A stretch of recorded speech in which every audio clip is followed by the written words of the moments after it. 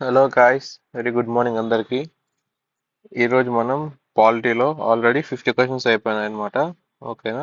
ఇప్పుడు నెక్స్ట్ 51 నుంచి 77 క్వశ్చన్స్ వరకు చూద్దామండి. ఓకేనా? ఇంకా చాలా మంది సబ్స్క్రైబ్ చేసుకోకుండా చూసి వెళ్ళిపోతున్నారు. ఇంకా మీ ఫ్రెండ్స్ ఎవరైనా ఉంటే వాళ్ళకి షేర్ చేయండి. ఓకేనా? అండ్ మీరు కూడా సబ్స్క్రైబ్ చేసుకోకుండా సబ్స్క్రైబ్ కూడా చేసుకోండి. ఓకేనా? ఓకే, నెక్స్ట్ క్వశ్చన్స్ చూద్దామండి. Which of the following are constitution bodies? ఇందులో ఏవి కాన్స్టిట్యూషన్ బాడీస్ అని అడుగుతున్నారు, అంటే రాజ్యాంగ సంస్థలు ఏవి అని అడుగుతున్నారు. ఓకేనా? ఏమేమి ఇచ్చాడు? NCSC, national commission for schedule caste ఇచ్చాడు. నేషనల్ కమిషన్ ఇది కాన్స్టిట్యూషన్ బాడీనే అండి. ఓకేనా? నేషనల్ కమిషన్ ఫర్ ఉమెన్ లేదు, కాదు. జాతీయ మహిళా కమిషన్ కాదు. షెడ్యూల్ కులాల జాతీయ కమిషన్, ఎస్ అవును. నెక్స్ట్ మైనార్టీల జాతీయ కమిషన్ కాదు. మైనార్టీస్ కాదు. ఎన్హెచ్ఆర్సి కూడా కాదండి. ఓకేనా? Next national commission for protection of child rights, ఇది కూడా కాదు. ఇవన్నీ నాన్ కాన్స్టిట్యూషనల్ బాడీస్. జాతీయ మానవ హక్కులు కాదు, జాతీయ బాలల హక్కుల పరిరక్షణ కమిషన్ కూడా కాదు. ఓకేనా? So one only correct. కాబట్టి option one only correct. Only NCSC తర్వాత national commission for schedule tribes, next మన యూపీఎస్సి, ఎస్పిఎస్సి, ఇలా ఇవన్నీ వస్తాయండి. ఓకేనా? మన కాన్స్టిట్యూషన్ బాడీస్ కింద ఇవన్నీ వస్తాయి. ఓకేనా? Next, which of the 52nd question, which of the following amendment acts bifurcated for the combined national commissions for ఎస్సీస్ and STs into two separate bodies? అంటే ఇది ఎలా ఉంటుందంటే, ఫస్ట్ యాక్చువల్గా ఆర్టికల్ 338 ప్రకారం ఒక స్పెషల్ ఆఫీసర్ ఉండేవాడు ఎస్సీస్కి ఎస్టీస్కి అనమాట. ఒక్కరే ఉండాలి ఎస్సీస్కి ఎస్టీస్కి. తర్వాత కొన్ని రోజులకి ఏం చేశారు, 1978లో ఏం చేశారంటే ఒక non statutory multi member commission చేసినారు దాన్ని. మల్టీ మెంబర్ అంటే ఒక సింగిల్ ఆఫీసర్ నుంచి మల్టీ మెంబర్గా చేశారు అనమాట. దాని తర్వాత 65th కాన్స్టిట్యూషన్ 1990లో ఏం చేశారు అంటే దాన్ని multi member national commission for ఎస్సీస్ అండ్ ఎస్టీస్గా మార్చారనమాట. ఓకేనా? 1987లో ఏం చేస్తారు అంటే నేషనల్ కమిషన్ ఫర్ ఎస్సీస్ అండ్ ఎస్టీస్గా మారుస్తారు దాన్ని, ఎస్సీ అండ్ ఎస్టీ. ఓకేనా? దాని తర్వాత 1990లో అంటే 65th కాన్స్టిట్యూషన్ అమెండ్మెంట్ యాక్ట్ ద్వారా మల్టీ మెంబర్ చేస్తారు. ఇక్కడి వరకు ఒక్కరే ఆఫీసర్ ఉండేవాళ్ళు అనమాట. సారీ, ఇక్కడ కూడా 1978లోనే మల్టీ మెంబర్ చేస్తారు అనమాట దాన్ని. 1978లో మల్టీ మెంబర్ చేస్తారు. 1987లో అది నేషనల్ కమిషన్ గా మారుస్తారు అనమాట.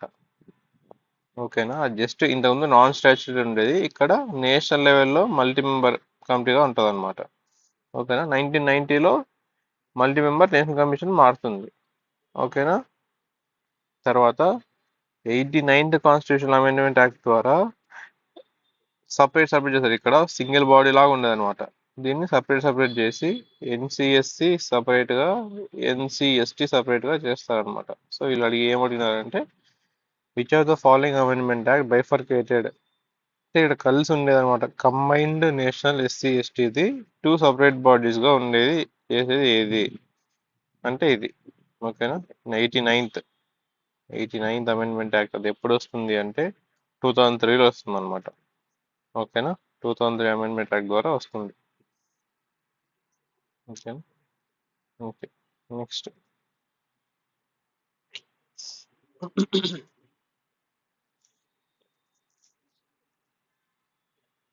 53rd question. Both the central government and the state governments are required to consult the NCSC on major policy matters affecting the SCs. Yes అవునండి. ఇప్పుడు స్టేట్ గవర్నమెంట్ అయినా సెంట్రల్ గవర్నమెంట్ అయినా కూడా ఈ రెండు నేషనల్ కమిషన్ ఫర్ ఎస్సీస్ని కలవాలి. ఎందుకు? Major policy matters affecting the ఎస్సీస్. ఓకేనా? అంటే ఇప్పుడు ఏదన్నా ఎస్సీస్కి ఏమైనా పాలసీ తెస్తా అన్నారు, దాని గురించి కనుక్కోవడానికి ఖచ్చితంగా స్టేట్ గవర్నమెంట్స్ సెంట్రల్ గవర్నమెంట్స్ వెళ్ళి ఎన్సిఎస్సిని కలవాలన్నమాట. ఇది చెయ్యొచ్చా లేదా అన్నట్టు కలవాలి. So yes. Next, NCSC has to investigate all the matters relating to the constitution and other legal safeguards for the Anglo Indian community and report to the president upon their working. Yes, అవునండి. ఎందుకంటే Anglo Indian వర్గాలకు సంబంధించిన రాజ్యాంగపరమైన మరియు ఇతర చట్టపరమైన రక్షణలను సంబంధించిన అన్ని విషయాలను ఎన్సిఎస్సి పరిశోధించి వారి పనిపై రాష్ట్రపతికి నివేదించాలి. అవునండి. ఎందుకంటే మన ఎన్సిఎస్సిలో ఇది కూడా ఒక ప్రొవిజన్ లాగా ఉంటుందన్నమాట. ఓకేనా. ఆంగ్లో ఇండియన్స్ కూడా వాళ్ళని కనుక్కొని వాళ్ళ గురించి కూడా రిపోర్ట్ చేయాలని ఉంటుంది. ఓకేనా. సో ఇది కరెక్టే. ఇది కూడా కరెక్టే. ఎస్సీలను ప్రభావితం చేసే అన్ని ప్రధాన విషయాలపై కేంద్ర ప్రభుత్వం మరియు రాష్ట్ర ప్రభుత్వాలు జాతీయ ఎస్సీల కమిషన్ ఎన్సిఎస్సిని సంప్రదించవలసి ఉంటుంది. ఓకేనా. So both correct. Both of them correct పై రెండు. Which of the following statements incorrect? బాగా చూడండి, ఇన్కరెక్ట్ అంటే ఏది సరైనది కాదు అంటున్నాడు. ఓకేనా. ఎన్సిఎస్టి గురించి పనితీరు సంబంధించి కింద స్టేట్మెంట్లు ఏది సరైనది కాదు. Which of the following regarding the functioning of commission national tribal NCST it can investigate and monitor all the matters relating to the constitution and other legal safeguards for STs. Correct. Next, it works for the national immersion of scheduled tribes from their traditional tribal culture into modern world. No అండి, wrong ఇది. ఎందుకంటే schedule తెగల వారి సంప్రదాయ గిరిజన సంస్కృతి నుండి ఆధునిక ప్రపంచంలో క్రమంగా లీనమయ్యేలా ఇది పని చేస్తుంది. అది పని చేయదండి అలా. ఎందుకంటే వాళ్ళ కల్చర్ అవి ప్రొటెక్ట్ చేయడానికి పని చేస్తుంది, కానీ అది అలా మోడర్న్ వరల్డ్ కలిపేయాలని పని చేయరు. ఎందుకంటే వాళ్ళకంటే ఒక యూనిక్ కల్చర్, యూనిక్ ఇవి ఉంటాయి. సో అది చేయదు, ఇది రాంగ్. నెక్స్ట్ ఇంకా మిగతా ఆబ్వియస్లీ కరెక్టే ఉంటే చూద్దాం ఒకసారి. It can enquiry into specific complaints with respect to the deprivation of the rights of STs. అవును, కరెక్టే అండి. ఇప్పుడు వాళ్ళకి సపరేట్ గా ఎస్టీస్కి ఎవరైనా కంప్లైంట్ ఇస్తే వచ్చి వాళ్ళ హక్కుల గురించి అది పోరాడొచ్చు అనమాట. ఓకేనా. ఎస్టీ హక్కులను హరించడానికి సంబంధించి ఫిర్యాదులపై విచారణ చేయొచ్చు. ఓకేనా. Next, it advises on the planning process of socio economic development of STs. Yes, కరెక్టే అండి. వాళ్ళకి ఏమన్నా ప్లానింగ్ కావాలా, ఎకనామిక్ డెవలప్మెంట్ చేయాలి ఎస్టీస్ కంటే వర్క్ చేయొచ్చు అనమాట. ఓకేనా, అది correct. Next fifth question. Supreme Court of India directed the central government to constitute a permanent statutory body to examine the complaints of under inclusion, over inclusion, non-inclusion of any class citizen in the list of backward class, which of the following judgment. అంటే కింద తీర్పులో ఏ ఒక్క తరగతి పౌరులను వెనుకబడిన తరగతి జాబితాలో, అంటే ఇప్పుడు బ్యాక్వర్డ్ క్లాస్ ఉంటుంది ఓబీసీ, అందులో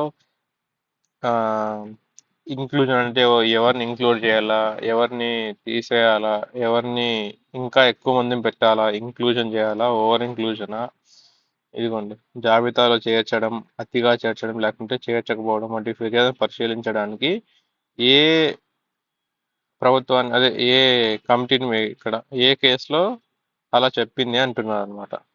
in which of the following judgements, ఏ జడ్జిమెంట్స్ లో బ్యాక్వర్డ్ క్లాసెస్ గురించి అలా చెప్పింది అని అడుగుతున్నారండి. ఓకేనా. ఏ కేసులో చెప్పింది అంటే ఇందిరా సాని వర్సెస్ యూనియన్ ఆఫ్ ఇండియాలో చెప్పిందండి. ఓకే, ఇందిరా సాని వర్సెస్ యూనియన్ ఆఫ్ ఇండియాలో చెప్పింది అనమాట. ఓకేనా. ఏం చెప్పింది? The supreme court directed the central government to constitute a permanent statutory body to ఎగ్జామైన్ the complaints of, అంటే అప్పుడు చెప్పినమాట ఒక పర్మనెంట్ స్టాచ్యుటరీ బాడీని పెట్టండి. అంటే బీసీలోకి ఓబీసీలోకి, అదే బీసీలోకి ఓవర్ ఇంక్లూజన్ కానీ ఇంక్లూజన్ కానీ చేర్చాలా, లేకుంటే అతిగా చేర్చాలా, లేదంటే తీసేయాలా ఉన్న వాళ్ళని, అలా అని ఒక పర్మనెంట్ స్టాచ్యుటరీ బాడీ పెట్టండి అన్నమాట.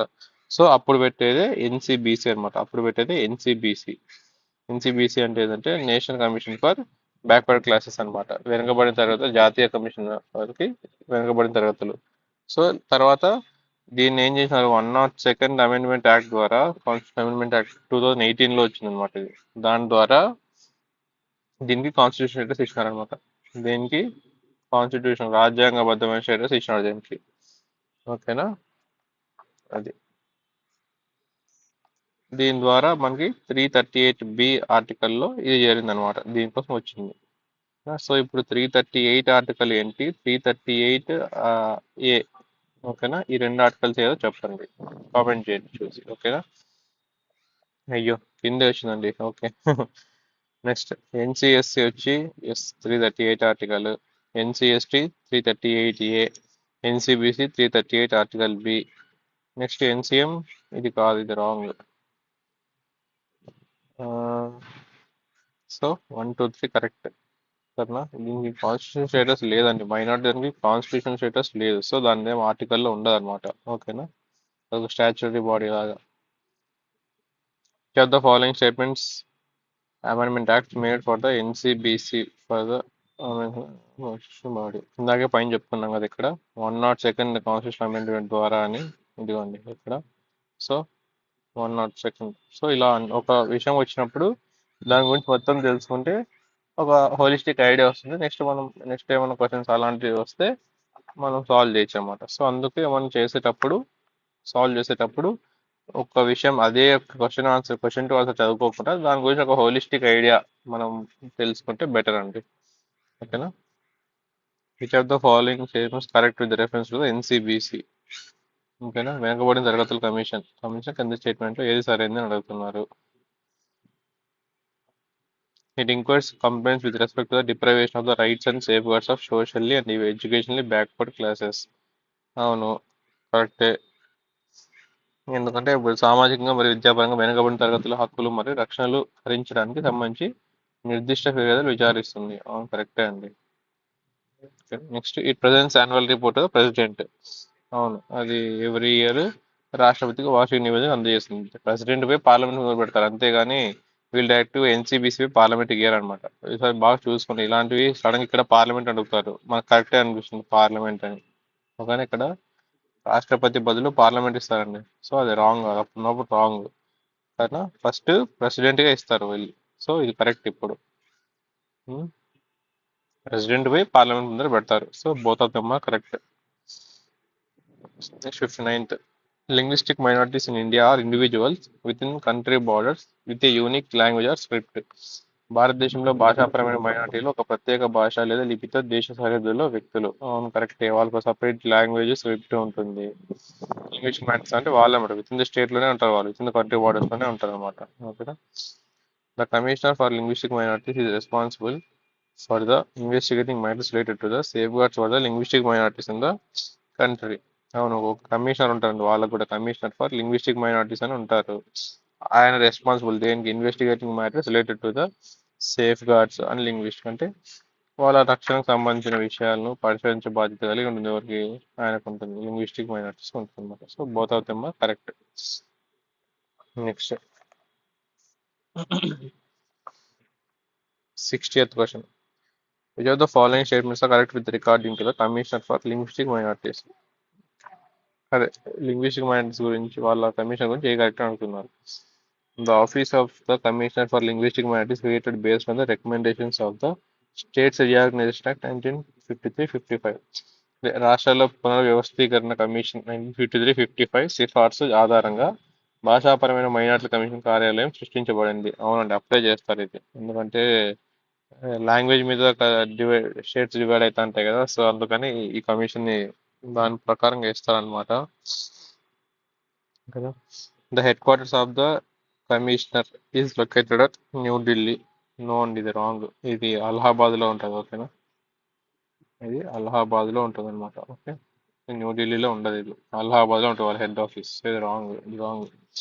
The commissioner falls under the ministry of minority affairs. Commissioner minority వ్యవహారాల మంత్రిత్వ శాఖ పరిధిలోకి వస్తారు. అవును, కరెక్టే అండి. So second wrong. 1 and 3 is right. Second option.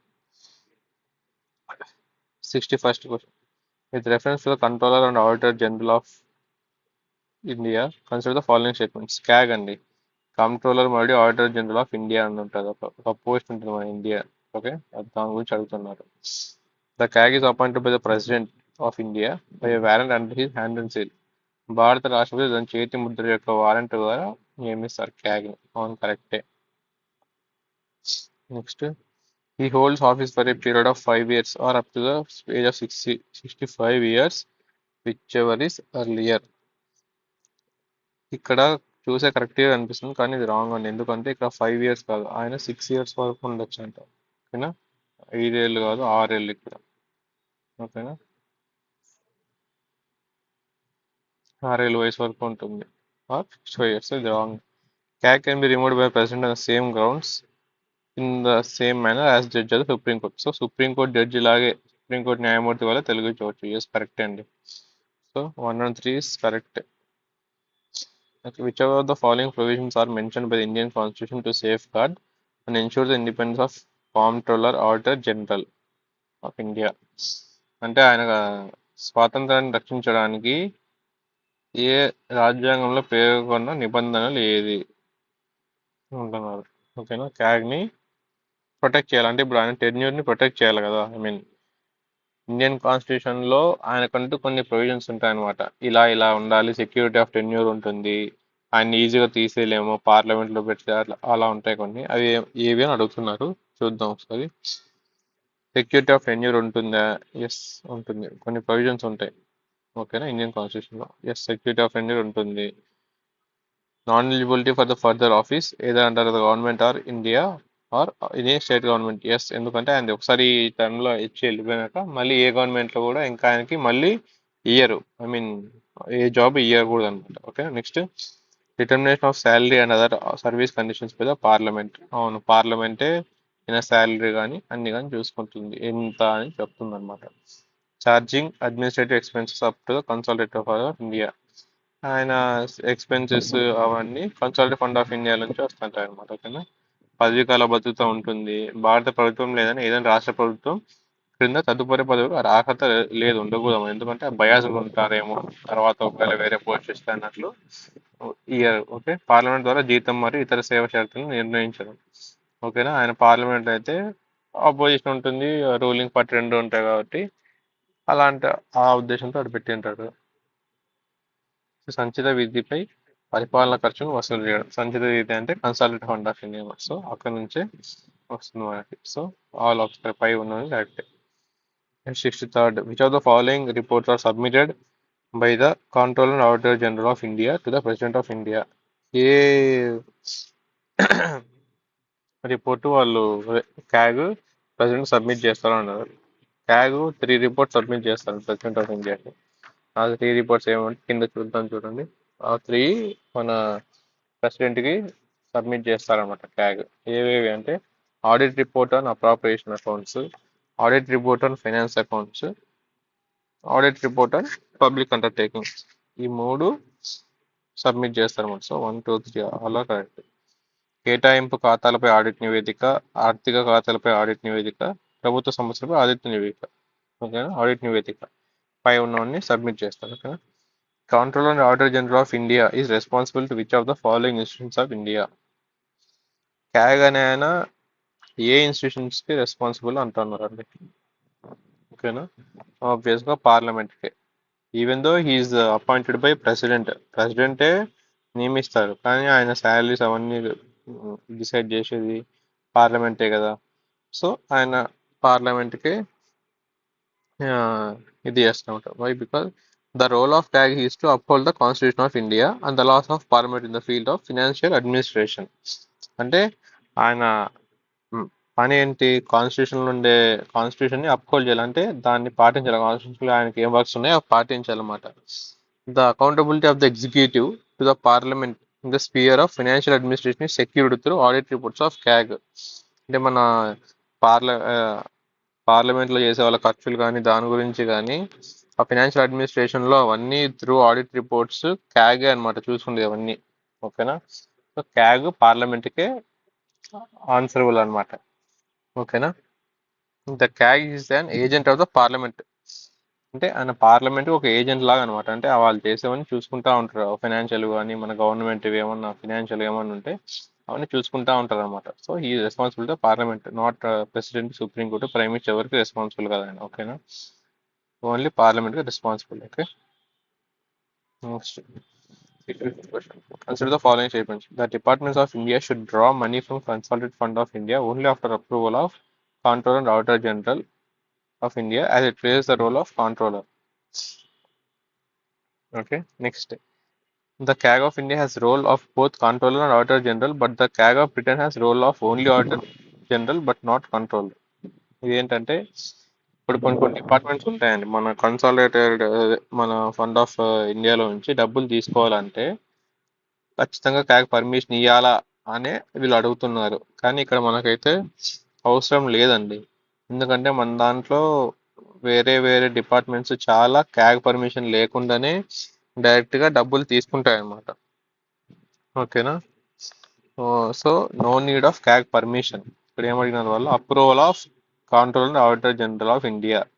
ఎందుకంటే మన ఇండియా ఓన్లీ క్యాగ్ కదా, కాంట్రోలర్ అండ్ ఆడిటర్ జనరల్. మన ఇండియాలో ఉండే క్యాగ్ ఆడిటర్ జనరల్ పని మాత్రమే చేస్తుంది, కాంట్రోలర్ పని చేయట్లేదు, అంటే కంట్రోల్ చేయట్లేదు అనమాట. మన మనీని కన్సల్టేటివ్ ఫండ్ ని ఎక్కువ కంట్రోల్ చేయట్లేదు అనమాట. So it's not acting as a controller. ఇక్కడ కాంట్రోలర్ పాత్రను పోషిస్తున్నందున భారత్ కాంట్రోలర్ మరియు ఆడిటర్ జనరల్ ఆమోదం పొందిన తర్వాతే సంచిత నిధి నుండి డబ్బును డ్రా చేయాలి. నో నో, ఎందుకంటే మన వాళ్ళు కాంట్రోల్ వర్క్ చేయట్లేదు, ఓన్లీ ఆడిటర్ జనరల్ వర్క్ మాత్రమే చేస్తున్నారు ఇండియాలో. So this is wrong. The CAG of India has roles of both the Comptroller and Auditor General, but the CAG of Britain has only Auditor General but not Comptroller. No, and ఇది కూడా wrong. ఎందుకంటే వీళ్ళు reverse ఇచ్చారు ఇక్కడ. CAG of India has ఇక్కడ CAG of Britain has roles of both Comptroller and Auditor General. In ఇండియాకి మాత్రం only auditor general but not controller. ఓకేనా, మీకు అర్థమైందా? ఇక్కడ భారతదేశం యొక్క క్యాగ్ కంట్రోలర్ మరియు ఆడిటర్ జనరల్ పాత్ర కలిగి ఉంటుంది. కాంట్రోలర్ ఇక్కడ కంట్రోలర్ ఉండాలా, ఇక్కడ కంట్రోలర్ మరియు ఇచ్చారు, కంట్రోలర్ మరియు ఆడిటర్ జనరల్ పాత్ర కలిగి ఉంటుంది. నో, కంట్రోలర్ ఉండదు భారతదేశంకి, ఓన్లీ ఆడిటర్ జనరల్ ఉంటుంది. కానీ బ్రిటన్ యొక్క క్యాగ్ కేవలం ఆడిటర్ జనరల్ పాత్రను కలిగి ఉంటుంది, కానీ కంట్రోలర్ కాదు. నో, బ్రిటన్ రెండు కలిగి ఉంటుంది, కంట్రోలర్ ఉంటారు, తర్వాత ఆడిటర్ జనరల్ ఉంటారు. సో బోత్ ఆర్ రాంగ్ ఇది. ఓకేనా, ఇక్కడ క్వశ్చన్ ఏమి ఇచ్చినాడు, which of the following statements are incorrect అన్నాడు. So both of them are incorrect. మనం ఇంత చేసి క్వశ్చన్ సరిగ్గా చూడుకోకుండా నన్ ఆఫ్ దెమ్ పెట్టాం అనుకో ఎత్తిపోతుంది. సో అందుకు క్వశ్చన్ జాగ్రత్త చదువుకోవాలి. మనకి ఎంత తెలిసినప్పుడు క్వశ్చన్ ఒకటికి రెండు సార్లు చదివి ఆన్సర్ పెట్టారా. ఓకేనా, Rajmana Commission in 1969 recommended the omission of Article 356, 357, 365, which deals with the President's rule. Which state government formed the commission to look into the center-state relations? అచ్చా, డైరెక్ట్ గా వీళ్ళు ఏమడుతున్నారు అంటే ఇక్కడ రాజమన్నా కమిషన్ కొన్ని రికమెండేషన్ చేసింది, అదే ప్రెసిడెంట్ రూల్ తీసేయమనేవి అని. ఏ రాష్ట్ర ప్రభుత్వం ఇది కమిషన్ ఏర్పాటు చేసింది అంటున్నాడు. ఆల్రెడీ మనం చూసామండి, తమిళనాడు అని ఆన్సర్. ఓకేనా, Tamil Nadu. Consider the following statements about the inter state council గురించి అడుగుతున్నారు అనమాట. ఓకేనా, అంతర్రాష్ట్ర మండలి అంటే ఇంటర్ స్టేట్ కౌన్సిల్ అంటే అంతర్రాష్ట్ర మండలి గురించి అడుగుతున్నారు. ఓకేనా, it was a setup based on the recommendation Sarkaria commission. Sarkaria commission recommendations బేస్లో ఇది కూడా ఒకటి. It was chaired by the home minister కానీ ఇక్కడ ప్రైమ్ మినిస్టర్ ఉండాలి, దీనికి హోంమంత్రి కాదు, ప్రధానమంత్రి అధ్యక్షత వహిస్తారు. ఓకేనా, సో ఇది wrong. Chief ministers of all the states are the members of the inter state council. అవును, ఎందుకంటే మన అందరూ చీఫ్ మినిస్టర్స్ ఈ దాంట్లో కౌన్సిల్లో పార్ట్ అనమాట. ఓకేనా, next governors of the all states are the members of the council. Governors of all states ఉండరండి, వీళ్ళు only governor of the states under president's rule ఉంటారు కదా, ప్రెసిడెంట్ రూల్ కింద ఉన్న గవర్నర్స్ అందరూ దీంట్లో పార్ట్ అనమాట. సో ఇది రాంగ్, ఆల్ స్టేట్స్ రాంగ్. ఇక్కడ 1 and 3 is correct. Next, in which of the following cases supreme court directed the election commission of India to add the NOTA ఎప్పుడు add చేశారు అంటున్నారు. మీకు ఎప్పుడైనా ఆ డౌట్ వచ్చిందా? మన ఎలక్షన్స్ జరిగినాయి కదా, నోటా అని ఉంటుంది, నోటా కోటేసినాం అంటారు కదా. సో నోటా ఎప్పుడు యాడ్ చేసినారు, ఏ కేసులో యాడ్ చేసినారు, ఎప్పుడు మీకు డౌట్ వచ్చిందా? నాకైతే వచ్చింది, అప్పుడు చూసాను అనమాట నేను. సో దీనికి ఆన్సర్ వచ్చి first question, People's Union for Civil Liberties versus Union of India 2013 అండి. ఓకేనా, అప్పుడు యాడ్ చేశారనమాట ఇది, ఆ కేసులో వాదిస్తున్నప్పుడు. సో అందులో నోటా కూడా యాడ్ చేయండి అన్నట్లు చేశారు. Okay, 69 consider the following statements record in the state election commission నుంచి అడుగుతున్నారు. She will be appointed president of India అంటున్నారు. ప్రెసిడెంట్ ఆఫ్ ఇండియానా? కాదండి, ఇది గవర్నర్ ఉండాలి ఇక్కడ. ఓకేనా, ఈ statement will be determined by the president of India. ఇది కూడా రాంగ్, ఇక్కడ కూడా గవర్నరే ఉండాలండి. So both of them are correct. ఇక్కడ ఏం కరెక్ట్ అడిగినాడు, సో రెండు wrong. So none of them is correct. Who is the president? ఇక్కడ చూడండి, రాష్ట్ర ఎన్నికల కమిషన్ సంబంధించి కింద పక్కన పరిశీలించండి. ఆమె రాష్ట్రపతి చే నియమించబడింది కాదండి, గవర్నర్ ఉండాలి ఇక్కడ. ఓకేనా, నెక్స్ట్, పదవీ కాలం భారత రాష్ట్రపతి చే నిర్ణయించబడుతుంది. నో, అది కూడా గవర్నరే. సో ఓకే, ఇక్కడ ఏమడినారు, సరైనది ఏది అన్నాడు, సరైనది ఏది లేదు, సో పైవి ఏవి కాదు. Next, who is the present chairperson of Andhra Pradesh as of March 2024. ఏ మార్చ్ 2024లో ఏపీపీఎస్ చైర్మన్ ఎవరు? అప్పటికి మనకి గౌతమ్ సవాంగ్ గారు ఉన్నారు. ఓకేనా, మార్చ్ 2024లో ఏపీపీఎస్సి చైర్మన్ గౌతమ్ సవాంగ్ ఉన్నారు. నెక్స్ట్ 71.